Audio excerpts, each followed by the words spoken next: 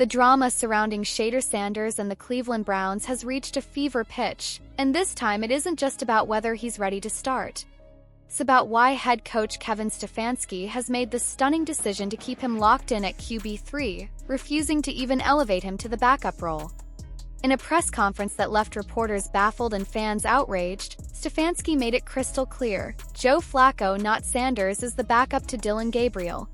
His words were short, sharp, and dismissive. Joe's the backup, and that was the end of it.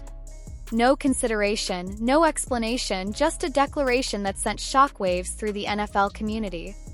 For a team struggling offensively and desperate for a spark, the choice to keep a former Super Bowl champion who's clearly past his prime as the safety net instead of giving Sanders the nod feels like more than just a football decision.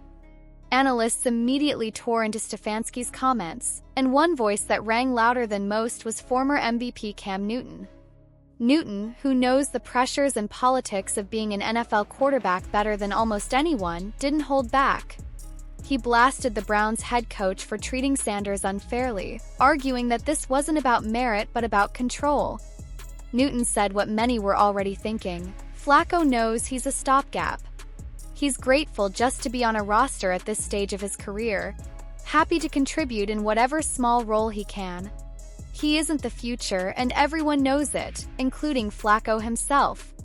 So why not slide him to QB3 and give Sanders the backup job, a position that would naturally lead him to eventually starting?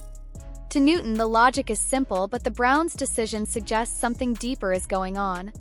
What Newton and others pointed out is that Sanders is being judged through an unfair lens. Every time he does something, every move he makes, it's heavily critiqued in a way that feels disproportionate.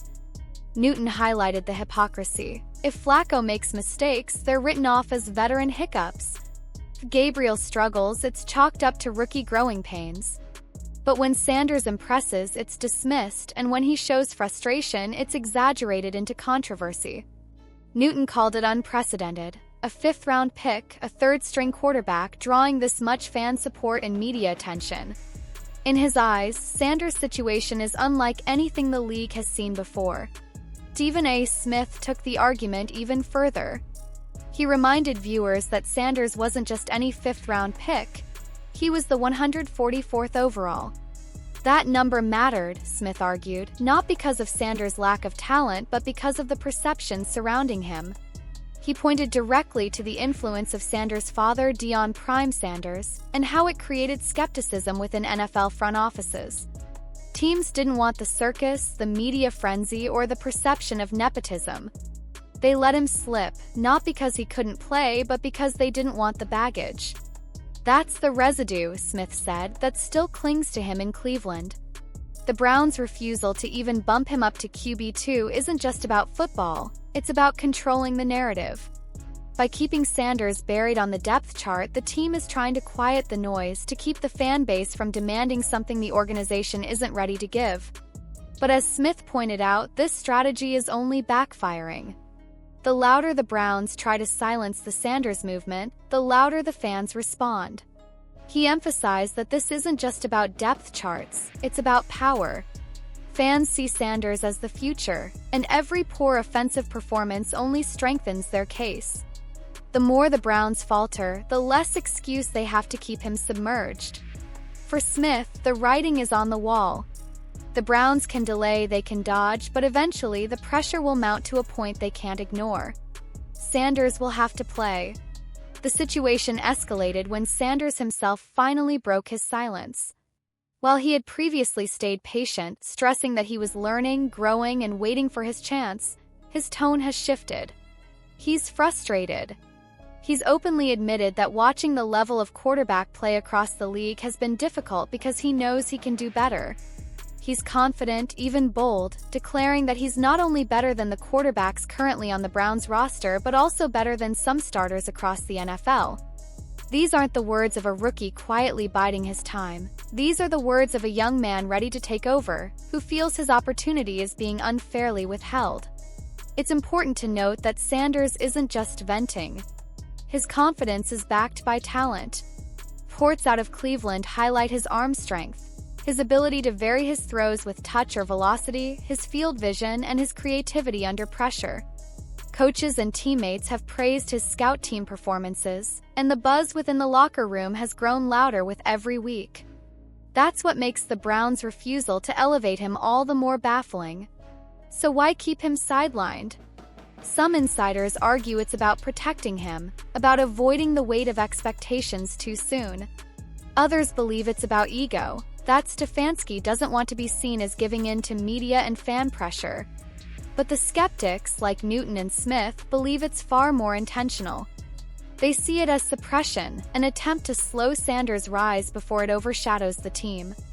This entire controversy is also fueled by Cleveland's struggles on offense.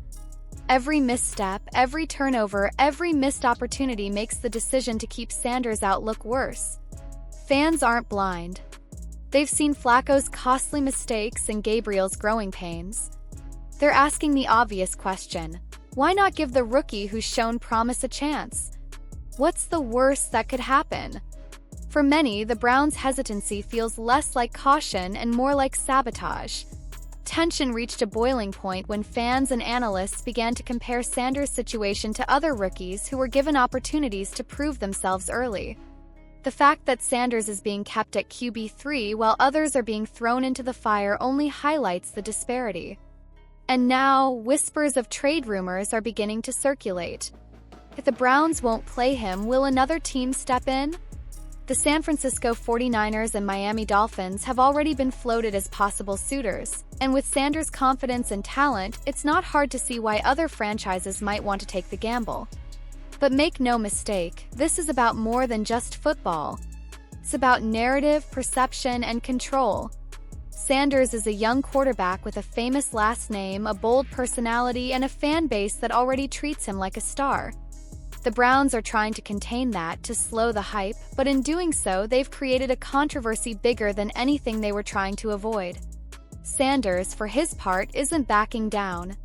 He's made it clear he won't accept being sidelined indefinitely. His patience has run out, and his determination has only grown stronger. He's ready, he knows it, and now so does everyone else. The only question left is whether the Browns will finally recognize it, or whether they'll keep him in the shadows until the noise becomes deafening. This saga is far from over. Every week that Sanders sits, every mistake made by Flacco or Gabriel, the calls for his debut will only grow louder. The fans are restless, the analysts are unified, and Sanders himself is demanding change. The Browns can try to suppress the rise of their young. The drama surrounding Shador Sanders and the Cleve quarterback, but history has shown that when a player has the talent, the confidence, and the support, he won't stay buried for long. So what do you think? Is Kevin Stefanski deliberately keeping Shedeur Sanders down to control the narrative, or is this just part of a rookie's natural progression? Do you believe the Browns are afraid of what will happen if they unleash him too soon? And perhaps the biggest question of all, how long can the organization ignore the growing pressure from fans, media, and even Sanders himself before they're forced to make a move? Let us know your thoughts in the comments.